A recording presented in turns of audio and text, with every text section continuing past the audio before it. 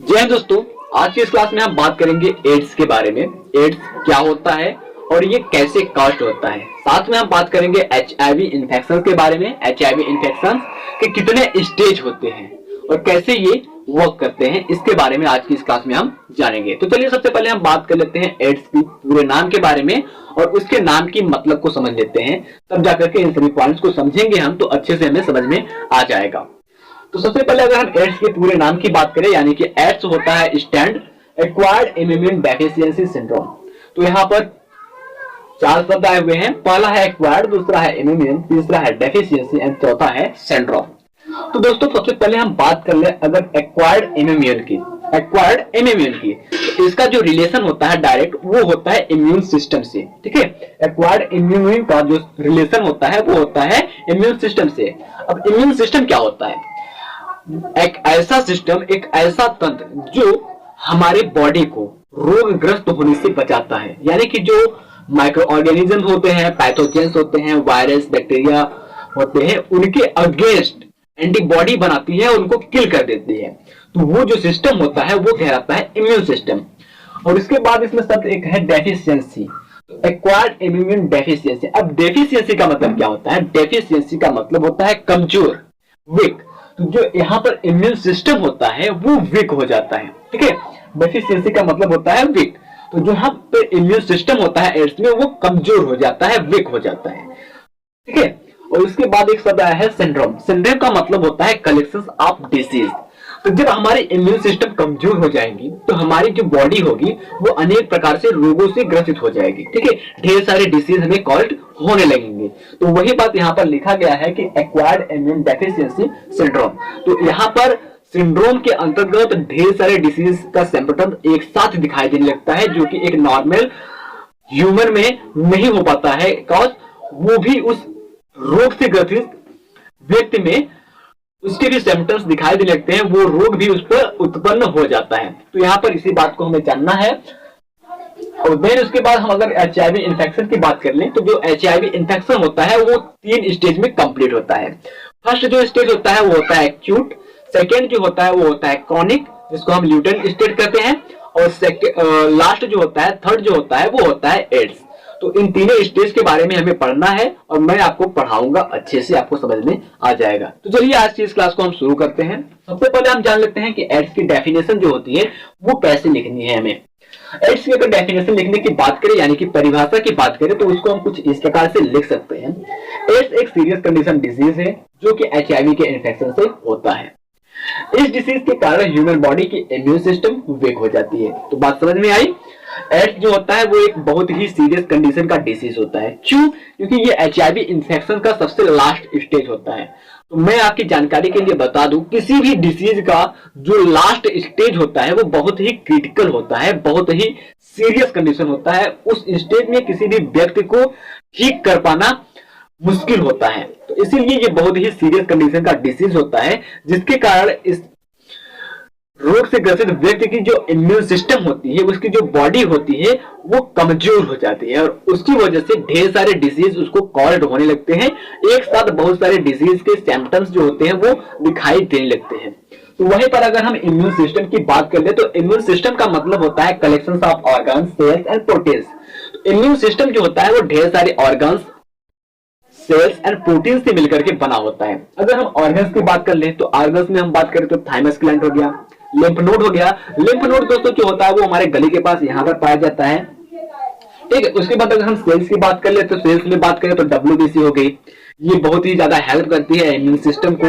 और प्रोटीन्स की बात कर ले तो प्रोटीन्स यानी कि ढेर सारी जो एंटीबॉडीज बनती है हमारी बॉडी में इन्फेक्शन को रोकने के लिए, और जो फॉरेन मटेरियल्स होती हैं जैसे कि माइक्रो ऑर्गेनिज्म हो गए, पैथोजेंस हो गए, उनको किल करने के लिए जो एंटीबॉडीज बनती हैं वो प्रोटीन्स कहलाती हैं। कि अगर हम डब्ल्यूबीसी को आपको समझाएं अच्छे तरीके से तो सबसे पहले हमको जानना होगा डब्ल्यूबीसी का दूसरा नाम। डब्ल्यूबीसी का जो दूसरा नाम होता है वो होता है लिम्फोसाइट। अब ये जो लिम्फोसाइट होता है वो 2 प्रकार का होता है। फर्स्ट जो पहला होता है वो होता है बी लिम्फोसाइट एंड जो सेकेंड होता है वो होता है टी लिम्फोसाइट। अब देखिए जो बी लिम्फोसाइट होता है उसका क्या काम होता है? बी लिम्फोसाइट का जो काम होता है वो हमारे बॉडी के अंदर जो एंटीजेंस प्रवेश करते हैं। ठीक है, एंटीजेंस लाइक पैथोजेंस, पैथोजेंस क्या होता है? पैथोजेंस जो होते हैं वो माइक्रो ऑर्गेनिज्म होते हैं, यानी कि सूक्ष्म जीवाणु जो होते हैं, सूक्ष्म जीव जो होते हैं वो पैथोजेंस होते हैं। तो इनके विरुद्ध ये बी लिम्फोसाइट जो होता है वो एंटीबॉडीज को रिलीज करता है, यानी कि एंटीबॉडीज बनाती है सफिशिएंट अमाउंट में, जिससे ये एंटीजेंस को किल कर सके, मार सके। ठीक है, तो बी लिम्फोसाइट का ये काम होता है। अगर हम सेकंड में बात करें टी लिम्फोसाइट की, तो टी लिम्फोसाइट क्या होता है? टी लिम्फोसाइट दो भागों में बटा होता है, दो प्रकार की होती है। पहली जो होती है वो होती है टी हेल्पर सेल, एंड जो सेकेंड होती है वो होती है टी किलर सेल, जिसको हम साइटोटॉक्सिक टी सेल के नाम से जानते हैं। तो अभी हम इसको छोड़ते हैं, पहले हम जानते हैं टी हेल्पर सेल के बारे में। टी हेल्पर सेल क्या होता है और कितना इंपॉर्टेंट होता है एक ह्यूमन बॉडी के लिए। टी हेल्पर सेल देखिए, टी हेल्पर सेल नाम से पता चल रहा है टी हेल्पर, तो हेल्पर का मतलब क्या होता है? हेल्पर, ये हेल्पर है, हेल्पर यानी कि हेल्प करना, मदद करना। तो ये किस चीज में हेल्प करता है, किस चीज में मदद करता है, इसको देखिए। टी हेल्पर सेल एंटीजेंस को रिकॉग्नाइज करने की काम करती है, यानी कि जो हमारे बॉडी के अंदर जो पैथोजेंस माइक्रो ऑर्गेनिजम्स एंटर्स करते हैं उनको रिकॉग्नाइज करने में ये हेल्प करती है, काम करती है। जब ये एंटीजेंस को रिकॉग्नाइज कर लेती है, पहचान कर लेती है, तब ये एक मैसेज भेजती है, एक सिग्नल भेजती है टी किलर सेल के पास। किसके पास? टी किलर सेल के पास। इस सेल के पास ये एक मैसेज भेजती है, एक सिग्नल भेजती है, और ये टी किलर सेल होता है वहां से अपना काम करता है और चलता है एंटीजेंस को डिस्ट्रॉय करने के लिए। हालांकि जो टी हेल्पर सेल होता है वो केवल और केवल टी किलर सेल के पास ही मैसेज नहीं भेजता है, अन्य सेल्स के पास भी ये मैसेज सेंड करता है। वहां से भी कुछ सेल्स आती हैं, एंटीबॉडीज आती हैं उस एंटीजेंस को डिस्ट्रॉय करने के लिए। टी किलर सेल को हम साइटोटॉक्सिक टी सेल के नाम से जानते हैं। अब इसको हम साइटोटॉक्सिक टी सेल क्यों कहते हैं? इसके पीछे एक रीजन है। अब ये जो टी सेल्स होता है, यानी कि साइटोटॉक्सिक टी सेल होता है, इसमें टॉक्सिक प्रोडक्ट सिक्रेट होते हैं। ठीक है, इस सेल से ढेर सारी मात्रा में, सफिशिएंट अमाउंट में टॉक्सिक प्रोडक्ट सिक्रेट होते हैं, जो कि एक एंटीजेन के लिए बहुत ही ज्यादा घातक होते हैं। अगर हम टी हेल्पर सेल की बात करें, जो टी हेल्पर सेल होता है वो कितना इंपॉर्टेंट होता है, इसकी इंपॉर्टेंस की बात करें तो देखिए यहाँ पर हमने लिख रखा है T helper cells contain CD4 protein which help enter the virus into the T helper cell. T helper cell के सरफेस पर CD प्रोटीन पाया जाता है, और वो जो CD प्रोटीन होता है वो वायरसेस को टी हेल्पर सेल के अंदर एंटर करने के लिए हेल्प करती है। कैसे एंटर करने के लिए हेल्प करती है, इसको इधर थोड़ा सा फिगर के माध्यम से हम देखेंगे। देखिए, ये मान लीजिए कोई टी हेल्पर सेल है, ठीक है, ये टी हेल्पर सेल है। अब इस टी हेल्पर सेल के ऊपर पाए जाते हैं CD4 प्रोटीन। इस प्रकार से CD4 प्रोटीन पाए जाते हैं, और इस CD4 प्रोटीन के ऊपर एक लगा होता है छोटा सा रिसेप्टर। अब ये रिसेप्टर क्या करता है? इस रिसेप्टर का जो काम होता है, रिसेप्टर की बात छोड़े, हम अगर CD4 प्रोटीन की बात करें तो ये CD4 प्रोटीन जो होता है वो वायरस को रिसेप्ट करने का काम करता है। और कोई भी जो वायरस होती है, ठीक है, इधर देख लीजिए, अगर हम HIV की स्ट्रक्चर बनाए तो कुछ इस प्रकार से बनती है, और ये जो होता है इसकी जो प्रोटीन्स होती है, ठीक है, इसकी जो प्रोटीन्स होती है लाइक ग्लाइकोप्रोटीन 120 होती है, वो आकर के इस CD4 प्रोटीन के साथ अटैच हो जाती है। ठीक है, वो आकर के इस CD4 प्रोटीन के साथ अटैच हो जाती है। अब अटैच होने के बाद क्या करती है, ये जो ग्लाइकोप्रोटीन 120 होती है वो सबसे पहले CD4 प्रोटीन को डिस्ट्रॉय कर देगी। क्या कर देंगी? नष्ट कर देंगी। नष्ट करने के बाद ये इंटर कर जाएंगी टी हेल्पर सेल में। और टी हेल्पर सेल के पास इतनी क्षमता होती है कि वो जो माइक्रो ऑर्गेनिजम्स होते हैं, पैथोजेंस होते हैं, उसको रिकॉग्नाइज कर सके। अब जैसे ये रिकॉग्नाइज करेगा, टी हेल्पर सेल रिकॉग्नाइज करने के बाद ये एक सिग्नल देगा। किसको? एक सिग्नल देगा ये टी किलर सेल को, और देगा बी लिम्फोसाइट को। ठीक है, वहां से जो एंटीबॉडीज रिलीज होती हैं, टॉक्सिक प्रोडक्ट सीक्रेट होती हैं, वो चलती हैं, वो आती हैं और उस वायरस को, उस पैथोजेंस को, उस माइक्रो ऑर्गेनिज्म को डिस्ट्रॉय कर देती हैं। ठीक है, और वहीं पर एक पॉइंट आप नोट करके लिखेंगे, माइक्रोफेज और डेंड्रिटिक सेल, ये दो एक ऐसे सेल हैं जिनके पास CD4 प्रोटीन्स भी पाए जाते हैं। ठीक है, कौन कौन से? माइक्रोफेज एंड डेंड्रिटिक सेल, इन दोनों सेल्स के पास CD4 प्रोटीन प्रेजेंट होता है। और सबसे पहले आपको ध्यान रखना है टी हेल्पर सेल्स को, क्योंकि टी हेल्पर सेल्स को जो वायरस की इंटरनल होती है टी हेल्पर सेल्स के पास, वो होती है CD4 प्रोटीन की वजह से। हमने यहाँ पर बताया कि जो टी हेल्पर सेल्स होती है वो रिकॉग्नाइज करती है एंटीजन को, और एंटीजन रिकॉग्नाइज करने के बाद टी हेल्पर सेल मैसेज देता है, सिग्नल भेजता है टी किलर सेल के पास, और टी किलर सेल तुरंत आकर के उस एंटीजन को नष्ट कर देती है। लेकिन कुछ रेयर कंडीशंस होते हैं, कुछ कंडीशंस होते हैं जिसकी वजह से जो HIV वायरस होती है वो ह्यूमन बॉडी के अंदर प्रवेश कर जाती है और वो डिस्ट्रॉय नहीं हो पाती है। चलिए उसको हम जान लेते हैं अभी। बॉडी की इम्यून सिस्टम सफिशिएंट अमाउंट में एंटीबॉडीज सिक्रेट करती है। जो बॉडी की इम्यून सिस्टम होती है, जैसे कि बी लिम्फोसाइट्स हो गई, साइटोटॉक्सिक सेल्स हो गई, टी सेल्स हो गई, ये ढेर सारे अमाउंट में सफिशिएंट मात्रा में ये एंटीबॉडीज को सिक्रेट करती हैं, जिससे ये वायरस को डिस्ट्रॉय कर सके, नष्ट कर सके, किल कर सके। लेकिन कुछ कारण ऐसे भी होते हैं जिसकी वजह से इम्यून सिस्टम जो होती है वो HIV जो होता है उस इम्यून सिस्टम को स्कैप कर जाता है, उस इम्यून सिस्टम से बच निकलता है, और बच निकलने के बाद वो सीधे प्रवेश कर जाता है ह्यूमन के बॉडी के अंदर और अपना काम करना शुरू हो जाता है। और इसके दो रीजन हो सकते हैं जिसकी वजह से HIV वायरस जो होती है वो ह्यूमन बॉडी के अंदर एंटर्स कर जाती है। फर्स्ट, अगर हम पहले रीजन की बात करें तो HIV के पास बहुत ही ज्यादा म्यूटेशन रेट होता है, ठीक है, बहुत ही हाई क्वालिटी का म्यूटेशन रेट होता है जिसकी वजह से ये बॉडी के अंदर एंटर कर जाता है। तो देखिए, अगर इस डायग्राम के माध्यम से समझे तो किस प्रकार से इसके पास म्यूटेशन रेट होता है उसको देखिए। सबसे पहले अगर मैंने आपको जब ह्यूमन की HIV की जब स्ट्रक्चर को हमने बताया था, तो HIV की स्ट्रक्चर को कुछ इस प्रकार से हमने बताया था, एक सिंपल सा स्ट्रक्चर बनाया था, उसके बारे में आपको बताया था। स्ट्रक्चर में हमने देखा था कि जो HIV वायरस होती है वो एक रेट्रो वायरस होती है। रेट्रो वायरस यानी कि रिवर्स ट्रांसक्रिप्टेज वायरस होती है, ठीक है। और ये एक इन्वेलप्ड वायरस होती है। इसका जो जेनेटिक मटेरियल होता है, ठीक है, वो होता है RNA, और RNA के दो स्ट्रैंड पाए जाते हैं। दोनों स्ट्रैंड के पास इतनी एबिलिटी होती है कि वो 9 जीन को कोड कर सकते हैं, 9 जीन की कोडिंग करते हैं। फिर उसके बाद इसमें स्पाइक्स पाई जाती हैं, घुंडीनुमा संरचनाएं पाई जाती हैं जो कि ग्लाइकोप्रोटीन 120 की बनी होती है। अब यही जो ग्लाइकोप्रोटीन 120 होती है वही आकर के CD4 प्रोटीन के साथ अटैच्ड करती है, CD4 प्रोटीन के साथ अटैच्ड करती है। यानी कि ये जो एंटीबॉडी होती है वो CD4 पहली जो एंटीबॉडी होती है वो CD4 प्रोटीन होती है। तो इसके अगेंस्ट जो एंटीबॉडी बनती है ग्लाइकोप्रोटीन 120 की अगेंस्ट, जो स्टेरिकल ग्लाइकोप्रोटीन 120 है, उसके अगेंस्ट जो एंटीबॉडी बनती है वो कुछ इस प्रकार से बनती है। इसको यूं कहें तो ये हॉर्स शू शेप के जैसी एंटीबॉडीज बनाती है। अब जैसे ही ये एंटीबॉडी यानी कि ये जो एंटीबॉडी होती है वो इस ग्लाइकोप्रोटीन 120 को डिस्ट्रॉय करेगी। डिस्ट्रॉय करते करते इस एंटीबॉडी को इसको डिस्ट्रॉय करते करते ये जो एंटीबॉडी डिस्ट्रॉय करते करते ये जो ग्लाइकोप्रोटीन होती है वो अपने शेप को चेंज कर लेती है। शेप को चेंज करने के बाद ये तुरंत बना लेती है ट्रायंगल जैसे शेप, ठीक है। ये जो ग्लाइकोप्रोटीन होती है वो ट्रायंगल जैसी शेप बना लेती है, त्रिभुज की जैसी शेप बना लेती है। अब तुरंत ये जो एंटीबॉडी होती है हॉर्स शेप जो होती है वो तुरंत अपने स्ट्रक्चर को चेंज करती है, और जो इम्यून सिस्टम होती है वो तुरंत एक एंटीबॉडी सिक्रेट करता है, और वो एंटीबॉडी जो सिक्रेट करता है वो ट्रायंगल शेप की एंटीबॉडीज को सिक्रेट करता है, जिससे ये जो एंटीबॉडी है वो इस ग्लाइकोप्रोटीन को भी डिस्ट्रॉय कर सके, इस वायरस को भी डिस्ट्रॉय कर सके।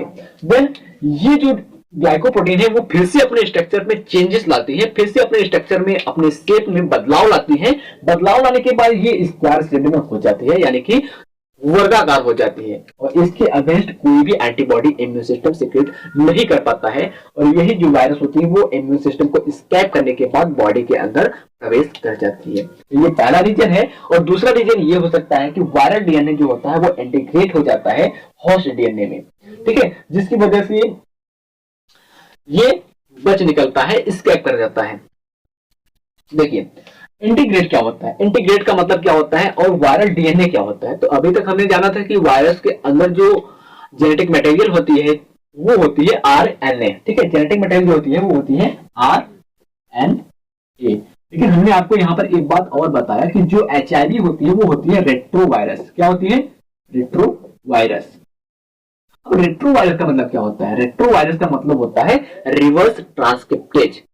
मैं आपको एक बात बताऊं, अगर आपने एचआईवी के लाइफ साइकिल को नहीं पढ़ा है तो आप जाकर के प्लीज उस टॉपिक को पढ़िए, तब जाकर के ये टॉपिक आपको अच्छे से समझ में आ जाएगा जो मैं बताने जा रहा हूं अभी। तो एचआईवी जो होता है वो एक प्रकार का रेट्रोवायरस होता है। अब रेट्रोवायरस यानी कि रिवर्स ट्रांसक्रिप्टिव वायरस होता है।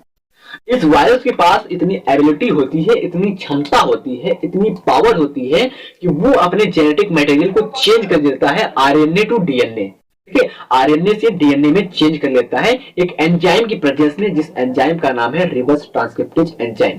रिवर्स ट्रांसक्रिप्टेज एंजाइम की प्रेजेंस में ये वायरस अपने डीएनए को चेंज कर लेता है, सॉरी अपने आरएनए को चेंज कर लेता है डीएनए में।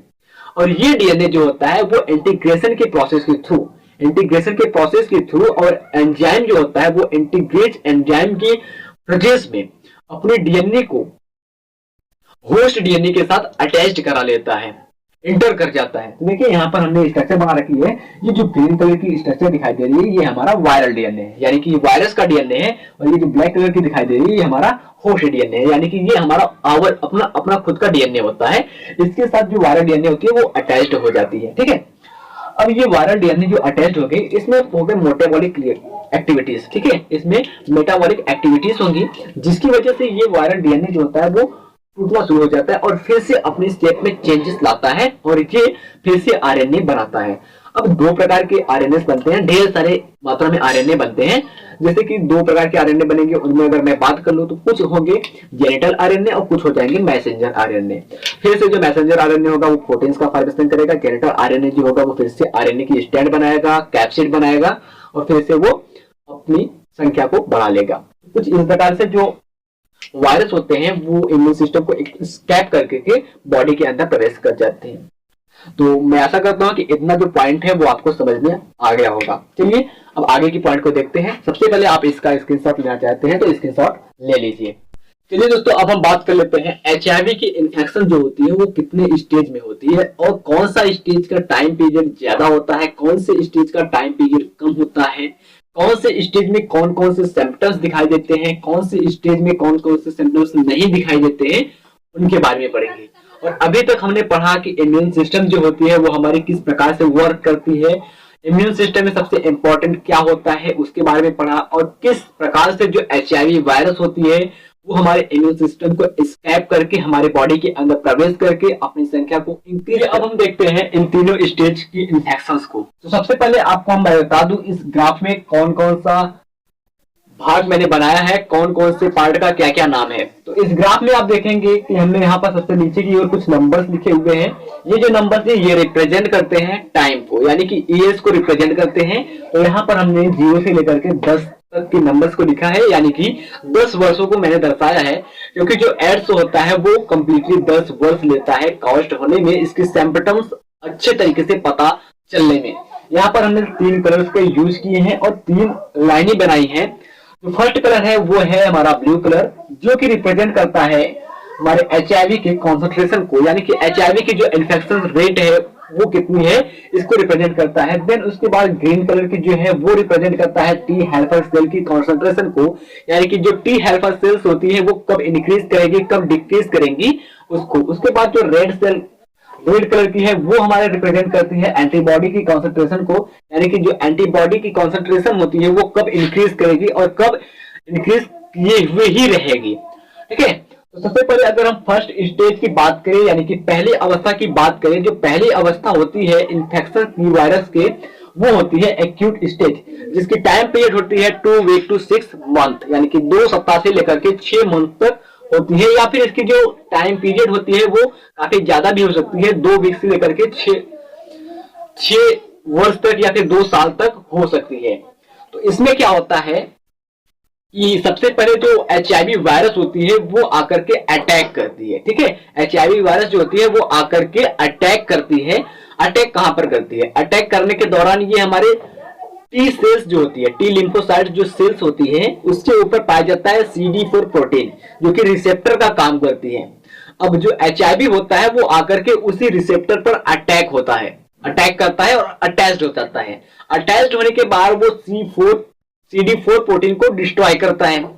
डिस्ट्रॉय करने के बाद वो प्रवेश करता है टी हेल्पर सेल के पास। ठीक है, टी हेल्पर सेल के पास जब वो प्रवेश करता है तो टी हेल्पर सेल उसकी रिकॉग्नाइजेशन करती है, उसको पहचानती है, उसको पहचानने के काम करती है। जैसे ही टी हेल्पर सेल उसकी पहचान करेगी, पहचान करने के बाद वो तुरंत एक सिग्नल प्रोवाइड करेगी टी किलर सेल्स के पास और अन्य जो ऑर्गन्स होते हैं, सेल्स होते हैं, उनके पास। जब वायरस जो होता है वो टी हेल्पर सेल पर अटैक करेगा तो टी हेल्पर सेल जो होती है वो डिक्रीज होने लगती है, यानी कि नष्ट होने लगती है, और वायरस की जो इन्फेक्शन रेट है वो अभी इंक्रीज हो जाती है, ज्यादा हो जाती है। तब टी हेल्पर सेल पहचान करके टी किलर सेल के पास सिग्नल भेजता है, तो टी हेल्पर सेल की सिग्नल जो भेजी गई है टी किलर सेल के पास, तो वहां से एंटीबॉडी सीक्रेट होती है। ठीक है, कुछ प्रोटीन सीक्रेट होते हैं, कुछ एंटीबॉडी सीक्रेट होते हैं, जो कि आकर के इस वायरस के इन्फेक्शन रेट को कम कर देते हैं, उसके रोकने की कोशिश करते हैं।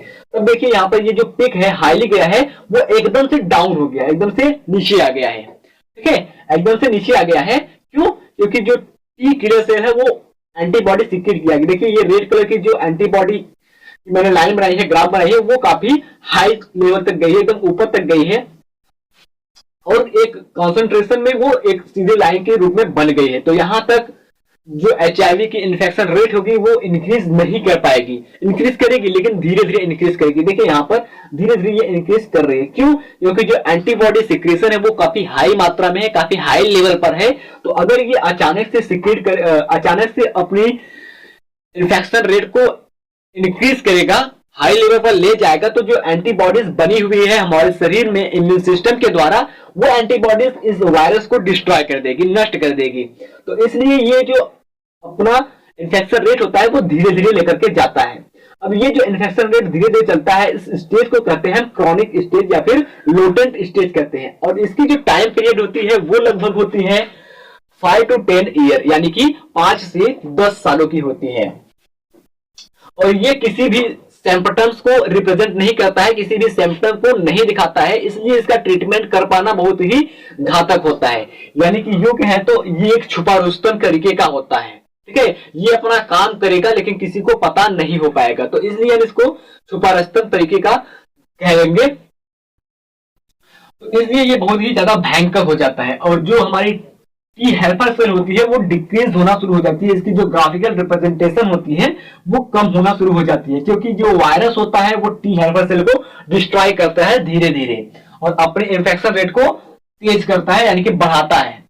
फिर इसके बाद 5 से 10 ईयर के बाद ये काफी डेंजरस हो जाता है, काफी सीरियस कंडीशन में हो जाता है और कॉज कर लेता है एड्स को, जो कि हमारा तीसरा स्टेज होता है, यानी कि ये लास्ट स्टेज होता है एड्स। और इस स्टेज में इम्यून सिस्टम जो होती है वो काफी वीक हो जाती है और कई प्रकार के सिम्टम्स रोगों के दिखाई देने लगते हैं एक साथ, यानी कि हमारी जो बॉडी होती है वो कई प्रकार से डिसीज से इन्फेक्टेड हो जाती है। तो इसके बाद इसकी हम अगर संक्रमण की बात कर लें, एड्स हम पढ़ रहे हैं, तो एड्स में क्या क्या संक्रमण हो सकते हैं, मे बी पॉसिबल जो इन्फेक्शंस होते हैं वो क्या होते हैं। तो इसलिए हमें यहाँ पर लिखा है अवसरवादी संक्रमण, यानी कि जैसे ही अवसर मिलेगा वो संक्रमण होने शुरू हो जाएंगे। तो फर्स्ट जो है वो है पल्मोनरी ट्यूबरकुलोसिस, यानी कि हम टीबी की बात कर रहे हैं। टीबी एक बैक्टीरिया के द्वारा कॉज्ड होता है जिसका नाम है माइकोबैक्टीरियम ट्यूबरकुलोसिस। वैसे तो जो बैक्टीरिया होती है वो डायरेक्ट इन्फेक्ट करती है लंग्स के ऊपर, लेकिन जो टीबी की बैक्टीरिया होती है माइकोबैक्टीरियम ट्यूबरकुलोसिस जो होती है वो बॉडी के किसी भी पार्ट पर इन्फेक्ट कर सकती है, अटैक कर सकती है। जैसे कि हम बात कर ले, ये किडनी पर अटैक कर सकती है, स्पाइन पर अटैक कर सकती है, देन ये ब्रेन पर भी अटैक कर सकते हैं। काफी ये जो टीबी रोग होती है जिसको हिंदी में क्षय रोग के नाम से जानते हैं, ये काफी घातक होता है। अगर इसकी लास्ट स्टेज तक पता चल जाती है तो मे बी इंसान को बचाया जा सकता है, लेकिन पॉसिबल नहीं होता है कि लास्ट स्टेज में किसी भी रोग के लास्ट स्टेज में व्यक्ति को बचाया जा सके। तो इसके बाद दूसरा जो है वो है कैंडिडियासिस। इसके बाद कुछ बैक्टीरिया का संक्रमण होता है, जैसे कि हमने यहाँ पर आपको बता दिया ट्यूबरकुलोसिस हो गई, इसी प्रकार के कुछ बैक्टीरिया के संक्रमण होती है। तो उसके बाद कुछ रिक्वेंट इन्फेक्शंस होती हैं। ठीक है, ये सभी इन्फेक्शंस होती हैं, ये अवसरवादी इन्फेक्शंस होती हैं। ठीक है, अवसरवादी संक्रमण होती हैं जो कि एड्स के दौरान दिखाई देती है। ऐसे रोग भी दिखाई देने लगते हैं, ऐसे रोगों के सिम्टम्स भी दिखाई देने लगते हैं जिनके बारे में आप जानते भी नहीं है, हम भी नहीं जानते हैं। ठीक है, तो एक अलग से सिम्टम्स, जो रोग आपको नहीं हुआ रहेगा वो रोग आपको अचानक से होने लगेंगे, उसके सिम्टम्स अचानक से दिखाई देने लगेंगे। ठीक है, इस रोग में अगर हम इसके ट्रीटमेंट की बात करें यानी कि उपचार की बात करें तो अभी तक इसका कोई ट्रीटमेंट पॉसिबल नहीं हुआ है, कोई ट्रीटमेंट कोई दवा इस पर नहीं बनाई गई है। लेकिन जो कुछ मेडिकेशंस हैं वो अपने आप को दावा करती हैं कि इसकी जो इन्फेक्शन रेट है, इसकी जो प्रोसेस है इन्फेक्शन की, उसको हम स्लो कर सकते हैं। जैसे कि मैं कुछ मेडिकेशंस के नाम बता दूं तो HAART, जिसको हम high active anti viral therapy के नाम से जानते हैं, तो ये एक प्रकार की संस्था है जो कहती है कि जो HIV की इन्फेक्शन है इसके रूट को हम स्लो कर सकते हैं। आई होप दोस्तों ये जो ग्राफ रिप्रेजेंटेशन है वो आपको अच्छे से समझ में आ गया होगा। चलिए अब हम बात कर लेते हैं इसके प्रिवेंशन की, यानी कि इसके कंट्रोल। दोस्तों आगे की पॉइंट को हम जान लेते हैं कि किस वजह से जो ये रोग होता है, जो एड्स रोग होता है, वो फैलता है। क्या क्या रीजन है जिनसे हमें बचना चाहिए, जिसकी वजह से एड्स जो है वो ना फैले। तो सबसे पहले अगर हम बात कर ले तो पहली पॉइंट है अनसेफ सेक्स, यानी कि असुरक्षित शारीरिक संबंध। इसकी वजह से 75% जो पीपुल्स हैं, 75% जो लोग हैं वो ग्रसित होते हैं। इससे बचाव के लिए दोस्तों यूज करना चाहिए सेफ सेक्स का, यानी कि कॉन्डोम्स का यूज करना चाहिए। और जहां तक हो सके कि सेक्स वर्कर्स के पास नहीं जाना चाहिए, क्योंकि वो लोग हमेशा प्रतिदिन 2 से 4 10 लोगों के साथ शारीरिक संबंध बनाती है, तो वहां पर एड्स होने की जो चांसेस होती हैं वो काफी हाई होती है, तो इससे बचना चाहिए। दूसरा है ब्लड ट्रांसफ्यूजन, यानी कि कोई व्यक्ति एड्स से इन्फेक्टेड है, उसको एड्स रोग हुआ है और वो ब्लड डोनेट करता है किसी हेल्दी पर्सन को, किसी सुरक्षित व्यक्ति को, किसी स्वस्थ व्यक्ति को, तो वहां पर चांसेस ज्यादा होती है कि जो स्वस्थ व्यक्ति है वो भी इस रोग से ग्रसित हो जाए। तो इसलिए क्या होता है कि ब्लड ट्रांसफ्यूजन से पहले है, यानी कि ब्लड डोनेशन से पहले ही ब्लड की जांच की जाती है और उस व्यक्ति की भी जांच की जाती है कि ये जो व्यक्ति है वो किसी रोग से ग्रसित तो नहीं है, तब जाकर के ब्लड का ट्रांसफ्यूजन किया जाता है। फिर उसके बाद जो तीसरा पार्ट है वो है मदर टू चाइल्ड, यानी कि माता से बच्चे में। अब ये कैसे होता है? ये जो होता है वो बर्थ के समय होता है, यानी कि कोई मदर है, कोई माता है, वो एड्स रोग से इन्फेक्टेड है और इन्फेक्टेड होने के बाद क्या करती है, जब ये बच्चे को जन्म देती है, बच्चे को जन्म देती है तो वो बच्चा एड्स रोग से ग्रसित हो जाता है, क्योंकि जो बॉडी के अंदर फ्लूइड होते हैं वो ट्रांसपेरेंट होने लगते हैं। बॉडी मदर के यूटेरस से ब्लड ट्रांसफ्यूजन होगा बच्चे की बॉडी से, यानी कि बेबी से एम्ब्रियो से। इस प्रकार से काफी लंबी प्रोसेस होती है, हमने इस पर वीडियो बना दिया है। अब हम जान लेते हैं कि इसका फैलाव और किस प्रकार से होता है। तो सबसे पहले इसका जो फैलाव होता है वो होता है ब्लड से, स्पर्म से, वेजाइनल फ्लूइड से एंड ब्रेस्ट मिल्क से। ब्रेस्ट से कैसे होता है, यानी कि हमने यहाँ पर भी बताया आपको ब्लड ट्रांसफ्यूजन, यानी कि अगर कोई व्यक्ति एड्स रोग से ग्रसित है, वो ब्लड डोनेट करता है किसी हेल्दी पर्सन को, वो पर्सन भी उस रोग से ग्रसित हो जाता है। स्पर्म यानी कि कोई मेल है वो भी एड्स रोग से ग्रसित है, एड्स रोग से इन्फेक्टेड है और किसी सेफ फीमेल के साथ वो शारीरिक संबंध बनाता है, यानी कि सेक्सुअल रिलेशनशिप में आता है, तब जाकर के उस फीमेल पर भी चांसेस होती है कि वो भी ग्रसित हो जाए। देन उसके बाद वेजाइनल फ्लूइड, यानी कि ये वेजाइना के द्वारा सीक्रेट होने वाला एक फ्लूइड होता है, उससे भी हो जाती है। सेम उसी प्रकार से ब्रेस्ट मिल्क होता है, यानी कि कोई बच्चा होता है जो कि हेल्दी होता है तो उसको किसी दूसरे फीमेल की दूध पिलाई जाती है अलावा उसके माता की, तो हो सकता है कि वो बच्चा भी इस रोग से ग्रसित हो जाए। देन उसके बाद हम बात कर लें एक इंपॉर्टेंट पॉइंट की, कुछ लोगों के मन में मानसिकता होती है कि ये हाथ मिलाने से भी हो सकता है या फिर सलाइवा से भी हो सकता है, लेकिन यहाँ पर ऐसा कुछ नहीं होता है। ये सेफ होता है सलाइवा से एंड शेकिंग हैंड से, यानी कि हाथ मिलाने से और सलाइवा से ये रोग नहीं फैलता है। ये फैलता है तो केवल फ्लूइड के कारण, यानी कि ब्लड, स्पर्म, वेजाइनल फ्लूइड और जो मदर मिल्क होती है उसके द्वारा। और एक मैं आपको आंकड़ा बताऊं WHO की, यानी कि जो वर्ल्ड हेल्थ ऑर्गेनाइजेशन होती है, उसके अनुसार दुनिया में अभी तक 35 से 40 मिलियन जो व्यक्ति है, 35 से 40 मिलियन जो पीपल है वो एड्स के साथ जीवित है, यानी कि एड्स रोग से इन्फेक्टेड है। और प्रतिवर्ष 2 मिलियन लोगों की एड्स के कारण मृत्यु हो जाती है, यानी कि 20 लोग अरे 20 लाख लोग जो होते हैं वो एड्स के कारण मरते हैं प्रति वर्ष। और वहीं पर अगर हम नए केसेस की बात करें यानी कि न्यू इन्फेक्शन की बात करें तो प्रति वर्ष 2.5 मिलियन लोग एड्स से इन्फेक्टेड होते हैं। मेरे कहने का मतलब है 20,50,000 लोग प्रति वर्ष इस रोग से ग्रसित होते हैं। आई होप ये जो जानकारी हमने दी है वो आपको अच्छे से समझ में आ गई होगी और मैं आशा करता हूं आपको जो टॉपिक है वो सारी अच्छे से समझ में आई होंगी। अगर आपको अच्छी वीडियो लगी है तो प्लीज वीडियो को लाइक कीजिए, चैनल पर नया चैनल को सब्सक्राइब करके बेल आइकन को प्रेस कर लीजिए ताकि हर वीडियो का नोटिफिकेशन आपके पास सीधा पहुंच सके। मिलते हैं आपसे नेक्स्ट वीडियो में, तब तक के लिए जय हिंद जय भारत।